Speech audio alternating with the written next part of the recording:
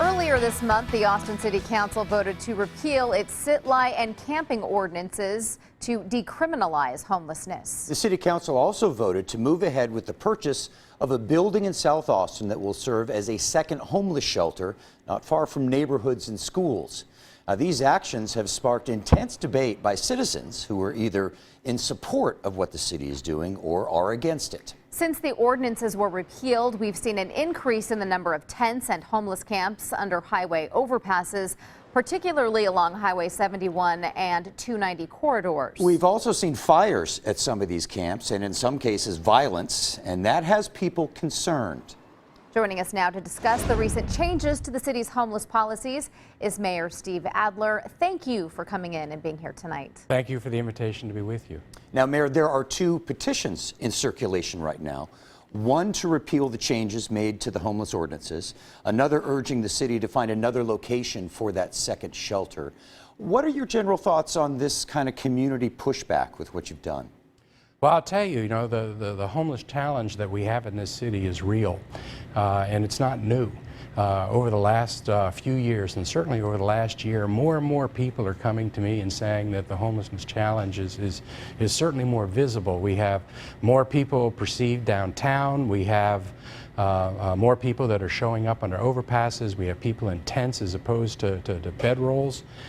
So more and more places I go, more and more people are demanding that we do something different than what we have been doing, that we do something that actually works. I think that the discussion we're having in the community right now is actually a positive thing, because I think that with the work we began in June, with the idea that in August we would really mold the policy, I think we finally have the community will to do what's necessary. What we have been doing has not been working the way that we wanted to. The challenge has been getting worse. And either we act real definitively and decisively, or this situation is going to continue to get worse. But are these changes working? Because as you said, we've had a homeless issue for quite some time now. We've had camps, but they're increasing. Well, what we have been doing has not been working. We've done some things really well. We got to net effective zero for veterans homelessness. We took half of the homeless children off our streets last year. But we have a policy in this city that just has us moving folks experiencing homelessness around the city, and it is not helping us. And it is the campsites were getting larger. There are more people downtown. Yeah, and I mean, talking about so that, we have to do something different, and that's what we're in the process of doing now. I just drove up Congress Avenue to see how many more people we had camping on Congress Avenue. There are none, but we are in the process as a city, and we have to make some really hard choices. We have to put more money against it, and we actually have to locate homes. You know, you've recently visited Los Angeles, Seattle to see how those cities are coping with homelessness. Right now, those cities currently experience a growing crisis, as you say Austin is. So, a lot of people would say they're failing with all the tents and everything you see on the sidewalks. What did you learn from the visits to those cities? Well, I certainly wouldn't say theirs is a growing crisis. They're in the middle of a full-blown crisis. You know, in Seattle, which has 200,000 fewer people than us, they have 6 times as many homeless people as we do.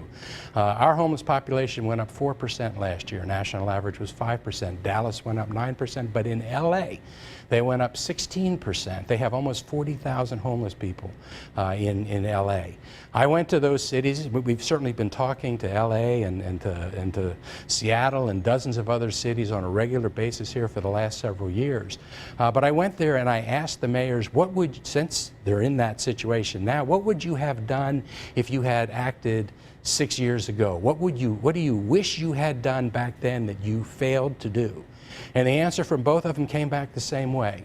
I wish we had acted in a more definitive and decisive way 6 years ago. I wish we had not just dealt with symptoms, which is quite frankly what we're doing in Austin when we just keep moving homeless people around from one place to another place. They say they wish they had built more shelters and more homes, gotten people actually in a place where they were off the streets instead of just moving them around. And I think we have to listen to the cities where it has failed, among other cities, but to hear what it was that they wish they had done, and then learn from that. Okay, I'm talking about listening. Last night's public forum of the Downtown Austin Alliance, one city council member attended that meeting, Kathy Tovo, to hear what citizens had to say. Did you have an invitation, and how come you didn't attend? Well, actually, I reached out to the DAA before they reached out to me a week ago, and talked to Dee Pert and to Julie Fitch, because I offered to go there to be able to answer questions from the community. They declined my offer. It's their event, not my event, and that's certainly something that they could do. And quite frankly, perhaps having the mayor sitting on the front row while the police chief's talking and other city employees wasn't the right thing to have happen. But I did have a representative there, so I could be briefed on the event. I have listened to the event, and like I say, a week ago I reached out to them and offered to be there to answer questions, and it was just something that they didn't want to have happen. So the police chief was there last night. He says, you know, this is affecting how officers handle complaints and searches when crimes occur in these homeless camps. Let's take a listen to what he had to say. The officers, we will still respond. However, our ability to take action is now in some ways restricted based on the higher threshold of having to be able to prove that the conduct was hazardous or dangerous or blocking. Just like you have rights in your home to be protected against an unlawful search, the question is, at what point would someone's tent or physical structure reach that same threshold? Mayor, if you could just respond to the chief's thoughts. Sure.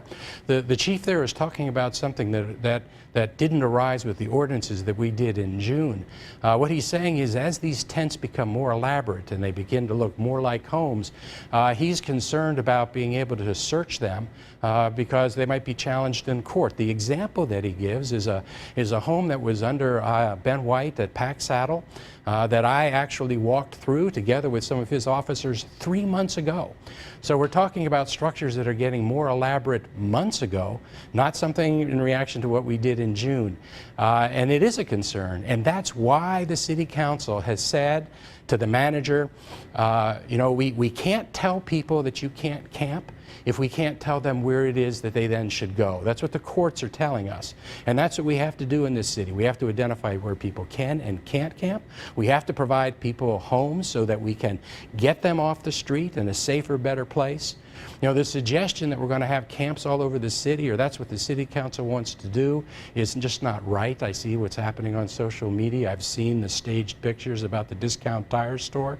But I am encouraged with the conversation we're going to have, because this is a city, unlike other cities, that is actually going to step forward and do what it takes to solve the basic underlying concerns with our homelessness population, rather than spending millions of taxpayer dollars, which is what we're doing right now, where we have our police officers spending way too much time just moving people from here to there to over there, right, but not actually dealing with the challenge. That's what we need to do. Okay, talking about money, you know, some of our viewers sent in questions because they knew you were going to be on tonight, so we want to go through a couple of those.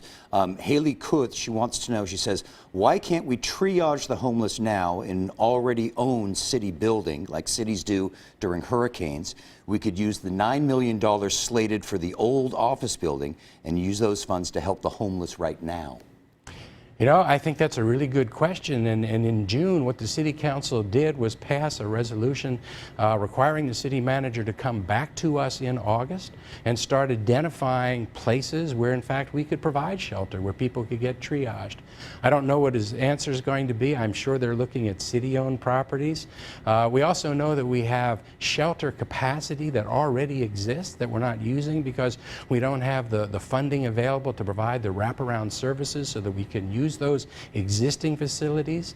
You know, we have to make some tough decisions if we're serious about fixing this challenge, and that means we have to put dollars against it to provide shelters and homes. It means we have to have resolve and actually locate some of these around our city, and of course no one actually wants one located anywhere near them. But we're going to have to show the resolve to do what it takes if we're going to fundamentally fix this challenge. I think we can do that. So speaking of the shelter, Cleo Patricic, who's also a community activist, asks, can the mayor disclose or discuss the list of other properties considered by the city for this shelter and why they weren't chosen? You know, we took a recommendation that came from the city staff as to where we should start locating shelters. That was the one they brought to us, and it's something that we approved.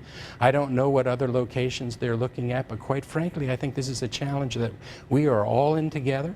I think that at some point we're going to have to locate shelters or permanent supportive housing in all 10 districts in the city so that we're all working together. But it is important that we don't create anything in the future that looks like the Arch looks like today. We need to fix that, but we can't repeat that situation anywhere else in our city. And when I was in LA and in Seattle, I actually saw a bridge home in Los Angeles and a navigation center in Seattle. It's a whole different way of looking at shelters. There's no walk-in. People don't gather outside to have a chance to come in, because the only way that you get in is a referral from a social service agency or the police force. Okay. So that it doesn't disturb or detract from the neighborhood in any way, and that's the kind of model we need to be using. Okay, one more question from one of our viewers. Yes. Nikki Jones had this to say regarding the camping ordinance. She says the actual camping facilities have plumbing and waste services, which is why they are viable. Why wasn't this taken into consideration when deciding to allow the homeless to camp on city property? Did anyone on the city council discuss where the human waste and the biohazards would go? We don't want anybody having to camp on our streets anywhere in our city. Well, that's happening. And it's been happening now for over the last several years to an increasing degree. Right. It wasn't something that we did in June, but what we started doing in June, we're taking the steps in order to be able to find better and safer places for people. And that question is exactly right. We don't want people camping on our streets. But I'll tell you, when our police officers go up to somebody, they can arrest and ticket anyone they come up to that's presenting a public safety risk or a public health hazard. But someone who's not doing any of those things, that person needs our help. You don't put somebody in jail or imprison them just because they're homeless if they're not presenting a risk. We have to find a better, safer place for that person to be on our streets. And that's what the courts are telling us. If you're going to say to somebody, you have to move, you have to be able to answer the question, where should I then move to? And this is a community-wide issue. Very, very quickly, do you Yes. plan on attending any public forums or meetings in the near future to have a back-and-forth dialogue about our city's growing homeless problem? Absolutely. I welcome that, and I've taken the opportunity to be able to meet with people. I've been in neighborhoods over the last several years, talking to neighborhood groups, business groups, other community groups, and it is in answer to their demand that we actually start doing something to fix the underlying challenge that we have begun that process now. We're going to see a lot more in August when the manager, as we told him to do in June, comes back with the plan. But I am tired of this charade and taxpayers spending millions of dollars moving homeless people around the city but not fixing the problem. We have to do better than that. Well, it is going to be a journey, and everybody's going to be a part of it, and everybody's going to see it. So, Mr. Mayor, we appreciate you coming in and spending some time with us on this. Thank you for this opportunity.